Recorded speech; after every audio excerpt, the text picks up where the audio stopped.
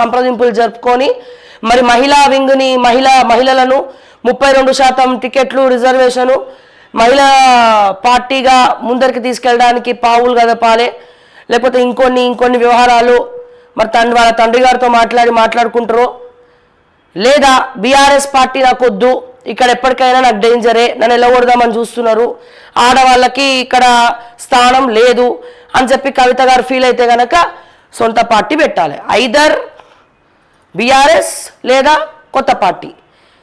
అంతేగాని కాంగ్రెస్ల కోత బీజేపీల కోత అంటే అక్కడ వాళ్ళకే స్పేస్ లేదు. ఒకవేళ వెళ్ళినా కవిత లాంటి వ్యక్తి అక్కడ ఇమడలేరు. అక్కడ చాలా కుట్రలు రాజకీయంగా చాలా ఉంటాయి. ఒక ప్రాంతీయ పార్టీలను ఇన్ని ఉంటే నేషనల్ పార్టీస్లో ఇంకెన్ని ఉండాలా? సో సొంత పార్టీ పెడితేనే కవితకి ఇమేజ్ పెరుగుతుంది. వేరే పార్టీస్కి పోతే ఇమేజ్ డ్యామేజ్ అవుతుంది. చాలామంది అనుకుంటారు అసలు ఏముంది ఇమేజ్, లిక్కర్ స్కామ్ చేసిందా అని. సరే లిక్కర్ స్కామ్ చేసిన ఇమేజా ఏ ఇమేజా పక్కన పెడితే ఏదో ఒక ఇమేజ్ ఉంటుంది కదా. పోనీ అట్లీస్ట్ కేసీఆర్ బిడ్డ అనే ఇమేజ్ ఉంటుంది కదా. పోనీ జాగృతిని ఇంటర్నేషనల్ వేలో నేషనల్ వేస్లో బతుకమ్మ పండుగని మరి ఈరోజు దేశ విదేశాల్లో కూడా బతుకమ్మని గుర్తుపెట్టుకొని మరి ఆడుతున్నారు అంటే బతుకమ్మ తెలంగాణలో ప్రతి ఒక్కరికి తెలుసు.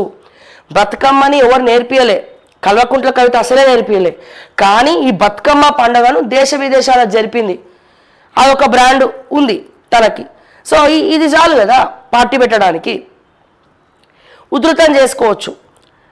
అంతేగాని కాంగ్రెస్లకు పోతా లేకపోతే అదన్న ఇమేజ్ ఉంది కదా కవితకు. అంటే దేశ విదేశాల్లో పోయి అక్కడ బతుకమ్మ ఆడి అక్కడ వాళ్ళకు బతుకమ్మని పరిచయం చేసింది అయితే కవితనే. మనం ఏదైనా మంచి చెప్పుకోవాలా, చెడు కూడా చెప్పుకోవాలా, రెండు విధాలుగా మనం మాట్లాడుకోవాల్సినటువంటి అవసరం అయితే ఉన్నది. సో ఇప్పుడు మరి తిను కొత్త పార్టీ పెడితే బెటరా, కాంగ్రెస్లోకి పోతే బెటరా? కొత్త పార్టీ పెడితేనే కొద్దిగా మంచిగా ఉంటుంది.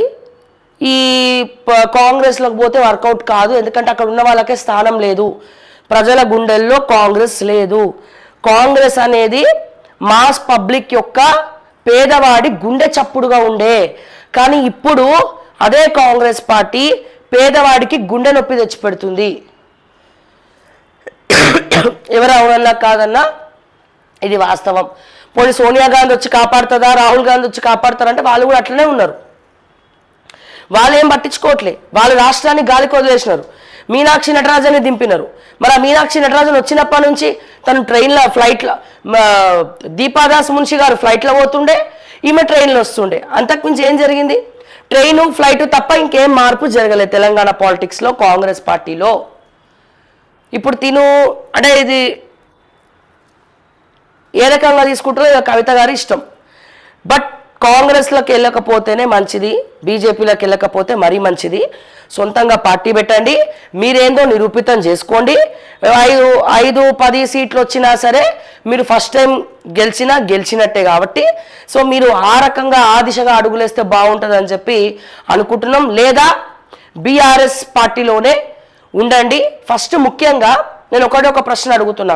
గతంలో బీఆర్ఎస్లో మహిళలు అవమానపడినప్పుడు మరి కవితక్క ఎప్పుడు కూడా మాట్లాడలేదు. కవిత గారు ఎప్పుడు కూడా కౌంటర్ ఇయ్యలేదు.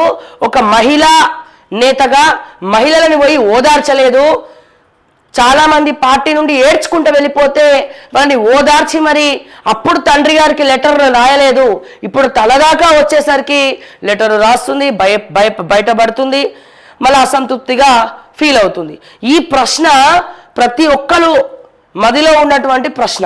మరి ఈ ప్రశ్నకు కల్వకుంట్ల కవిత గారు మరి ప్రెస్ మీట్ పెట్టి సమాధానం చెప్తే బాగుంటుందని చెప్పి కూడా అందరూ అభిప్రాయపడుతున్నారు. ఇట్లా ఎన్నో అంశాలు ఉన్నాయి.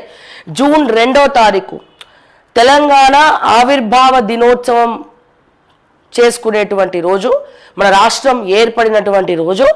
ఆ రోజున కల్వకుంట్ల కవిత గారు మరి పార్టీ అనౌన్స్ చేయబోతున్నారు అని విపరీతంగా సోషల్ మీడియాలో చర్చ నడుస్తోంది. నిన్న కేసీఆర్ గారి ఫామ్ హౌస్లో హరీష్ రావు సుదీర్ఘ చర్చలు జరిపింది. దీని మీద 4 గంటల సుదీర్ఘ చర్చ. చాలామంది ఫామ్ హౌస్లోనే ఉండే నిన్న. సో చర్చలో ఒకటేమో కాళేశ్వరం విచారణకు ఏం సమాధానం చెప్పాలి, వాళ్ళు ఏ ప్రశ్నలు అడుగుతారు, ఏం సమాధానం చెప్పాలి అనే దానిపైన చర్చ. ఇంకోటేమో కవితను ఎట్లా బుజ్జగించాలి, కవిత పార్టీ పెట్టకుండా ఏం చేయాలి, ఈ డిస్కషన్స్ నడిచినాయి. కానీ ఇంకొంతమంది ఏమంటున్నారు, కవితతో పార్టీ పెట్టించేదే కేసీఆర్, ఇదంతా డ్రామా, ఆయన ఫామ్ హౌస్లో కూర్చొని ఆయన బుర్రకి పదును పెట్టి ఇదంతా కూడా ప్లాన్ చేస్తున్నాడు అని చెప్తున్నారు. కానీ ఒకవేళ అదే వాస్తవం అయితే ఇక్కడ కవిత పార్టీ పెడితే ఓట్లు చీలు ఎవరికి ప్లస్ అవుతుంది, కాంగ్రెస్కి ప్లస్ అవుతుందా అనుకుంటే కాంగ్రెస్కి మినిమం ఓట్లు రావు. మీరు రాసి పెట్టుకోండి వచ్చేసారి. ఎందుకు రావు అంటే నేను స్పెసిఫికల్గా నేను చెప్పక్కర్లేదు, రావచ్చేమో, ఏదైనా మిరాకల్ జరిగితే రావచ్చేమో.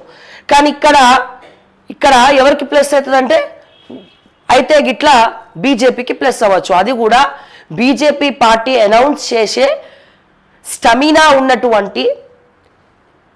ఉన్నటువంటి అధ్యక్షుడు, వాక్చాతుర్యం ఉన్నటువంటి అధ్యక్షుడు, మాస్ పబ్లిక్ని అట్రాక్ట్ చేసేటువంటి అధ్యక్షుడు, ఫీల్డ్లో అనునిత్యం తిరిగేటువంటి అధ్యక్షుడు, 360 degrees యాంగిల్లో అన్ని ఆలోచించే అధ్యక్షుడు బీజేపీ పార్టీకి ఉంటే అప్పుడు ఈ ఓట్లు చీలి ఎవరికి ప్లస్ అవుతుంది నాయన అంటే బీజేపీకి ప్లస్ అవుతుంది. మరి అట్లాంటప్పుడు మరి తినని ఎందుకు ఎంకరేజ్ చేస్తారు, ఇది కూడా మళ్ళీ ఇంకొక ప్రశ్న. మరి ఈ సందర్భంగా దయచేసి నిన్న కూడా పోల్ పెట్టమన్నాను, బట్ ఇవాళ మళ్ళీ చెప్తున్నాను, పోల్ పెట్టండి కమ్యూనిటీలో, మీ అభిప్రాయ సూచనలు కూడా తెలియజేయండి. సో కవిత ఏం చేస్తే బెటర్, కొత్త పార్టీ బీఆర్ఎస్లోనే ఉండాలా, ఆప్షన్ ఏ బీఆర్ఎస్తోనే కొనసాగించాలా, ఆప్షన్ బి కాంగ్రెస్ గూటికి చేరాలా, ఆప్షన్ సి బీజేపీలోకి వెళ్ళాలా, ఆప్షన్ డి కొత్త పార్టీ పెట్టాలా. కవిత ఏం చేస్తే బాగుంటుందని మీరు అభిప్రాయపడుతున్నారు. సో దయచేసి కమ్యూనిటీలోకి వెళ్ళండి, ఓకే టీవీ కమ్యూనిటీ పోస్ట్ ఉంటుంది, దాంట్లోకి వెళ్ళి మీ ఓటింగ్ ఇవ్వండి. అండ్ అట్లాగే కమెంట్స్ రూపంలో కూడా తెలియజేయండి మీ అభిప్రాయ సూచనల్ని కూడా. అండ్ ముఖ్యంగా నాకైతే రెండే ఆప్షన్స్, నాకు తెలిసింది తను వేరే పార్టీస్కి వెళ్లకుండా ఉంటేనే మంచిది. అయితే బీఆర్ఎస్లో ఉండి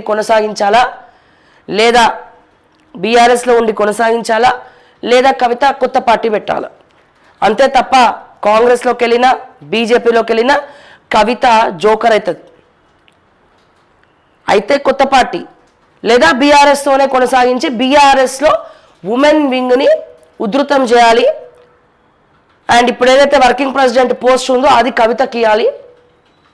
ఇవన్నీ కొంచెం సవరణలు చేసుకుంటే బాగుంటుంది. సో మరి మీరు ఏం అభిప్రాయపడుతున్నారో మీ అభిప్రాయాన్ని కూడా తెలియజేయండి.